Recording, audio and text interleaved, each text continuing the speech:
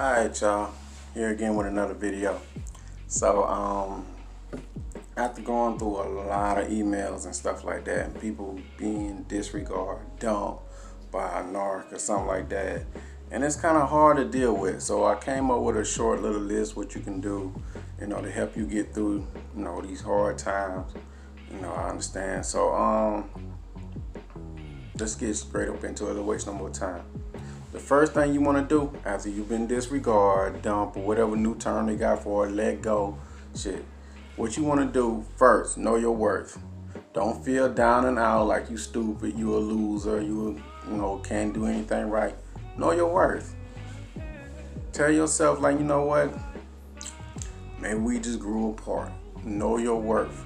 Don't settle for whatever what people tell you. Don't settle for less. Know your worth. And number two, be kind to yourself. Because a lot of time when a lot of people go through breaks or when the narc disregard you for whatever reason, they find a new supply, they find a new person to deal with, and they just throw you away like you a useless toy or something like that. Don't beat yourself up. Once you know about narcissistic and narcissistic abuse, you'll learn that that's part of the process. That's what they do. That's why they monkey branch and do that hypergamous type stuff with other people. It's part of their nature. That's what they do. So don't beat yourself up. Feel like, well, this new person is better than me. This new person got more whatever you fill in the blank than me. They're more beautiful, kind, more money, taller, shorter, thinner, fatter. It don't matter. There's no competition. There's only one you. God has made you unique by yourself. So be easy on yourself. You're not stupid. Stop telling yourself that. You only do what you program yourself to do. Another thing. 3. Stop making excuses for these people. Like, well, they disregard me because they mama is, Jason Voorhees, grandma or something like that. Or, they didn't give him no candy on Halloween. I think in sleepaway camp, she killed all the other campers and all that stuff like that. Making all sorts of excuses for these people. Excusing their bad behavior. Stop that. They know exactly what they're doing. I have my notes over here. They know exactly what they're doing. Stop making excuses for them. Because they mama, daddy, or family, or they had a hard ass life, or whatever the excuse may be. What do they got to do with you? How do that circle back into your relationship? How do that circle back back around to you?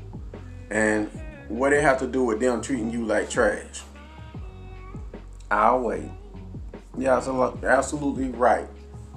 It has nothing to do with why they treat you the way they treat you. Long you set up boundaries and tell people how you want to be treated, and if they can't treat you that way, how you want to be treated with respect and all that stuff, let them go. Open up the door, let them go. You don't beg, you don't plead with nobody. Just let them stay in your life. They don't want to stay there, more power to you. Let them go.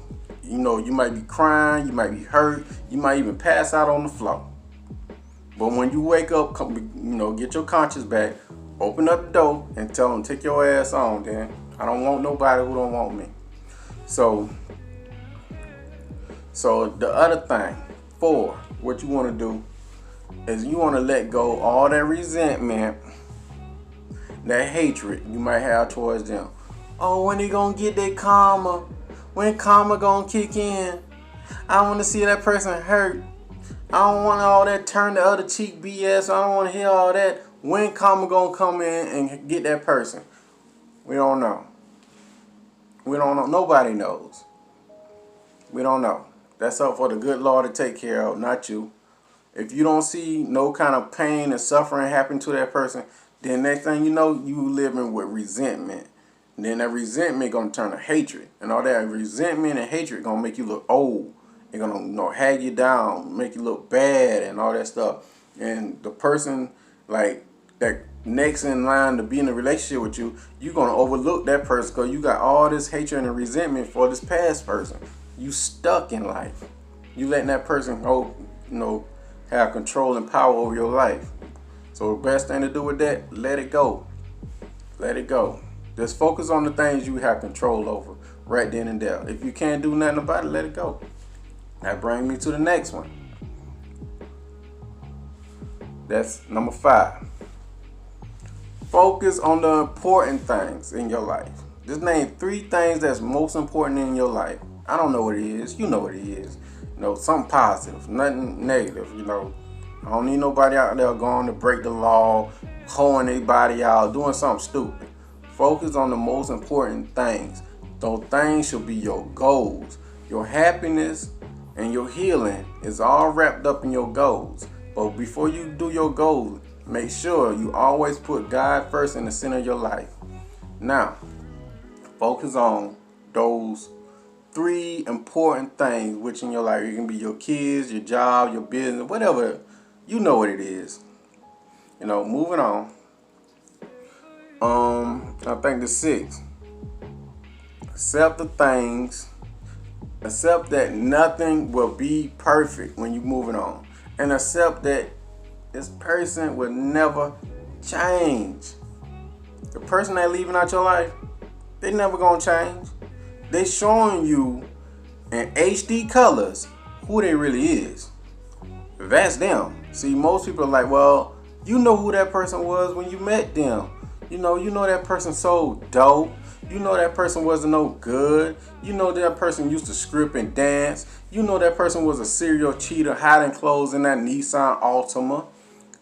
Now let me break apart and say this. I'm not picking by saying this. I'm just saying, no, I noticed this in my lifetime.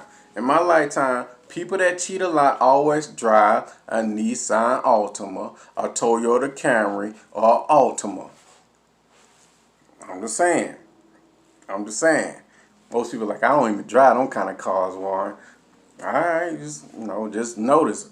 They either have a Nissan Altima, a Toyota Camry, or a white Acura. And they always have a change of clothes in the back seat of the trunk. Why you gotta change clothes in your trunk? But moving on, just realize them people ain't gonna change. That's who they really is. You fell in love with the ambassador of them, the fake image of them, the representative of them, and you think that person gonna come back. No, that person never gonna come back because they was never there. So anyway, moving on. The last and final one, accept change. Accept things are gonna change. Nothing stays the same all the time. When you get in your comfort zone, that's when you die. That's when things just start dying and all that stuff. Always be willing to get outside of your comfort zone and do new things. Go out there and venture out, see the world, try new things. That's how you learn. You're not supposed to stay in one environment your whole life. Go out there, see new things, just explore new foods, talk to new race, religions, and all that type of stuff. And just explore. It's a big world out there. Just because there's one person left out your life do not stop. It keep going. As long as you got breath in your body, you can achieve anything that you want to achieve. Whatever it may be, just set your mind to it, visualize it in your mind and all that stuff, then come back to reality and make it happen. Plan, plot, strategize, and you can have anything you want. Keep in mind, the ultimate goal you're working for is freedom. Let me say that again. The ultimate goal you're working for is freedom. Most people are like, well, I want a big house. Well, in that big house, I hold some freedom in there.